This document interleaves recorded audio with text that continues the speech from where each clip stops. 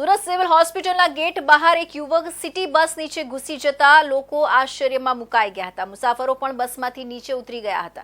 અડધો કલાકની ભારે જહેમત બાદ આ યુવકને બસની નીચેથી બહાર કાઢવામાં આવ્યો હતો।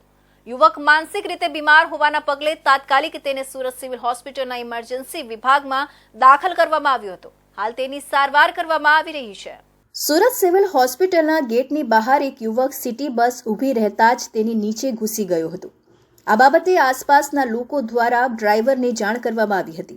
મુસાફરો ભરેલી બસની નીચે યુવક ઘૂસી જતા ભાગદોડ મચી ગઈ હતી। બસમાંથી મુસાફરો પણ નીચે ઉતરી ગયા હતા। ત્યારબાદ બસની નીચે ઘૂસી ગયેલા યુવકને બહાર કાઢવાના પ્રયાસ શરૂ કરવામાં આવ્યા હતા, જો કે તે બહાર નીકળી રહ્યો ન હતો। સુરત સિવિલ હોસ્પિટલના કોન્ટ્રાક્ટ વર્ગ 4ના સુપરવાઇઝર ગણેશ પલંબર લોકેશ અને ઓક્સિજન વિભાગના કર્મચારીએ માનવતા દાખવીને યુવકને બસ નીચેથી બહાર કાઢવા પ્રયાસ કરવામાં આવ્યા હતા।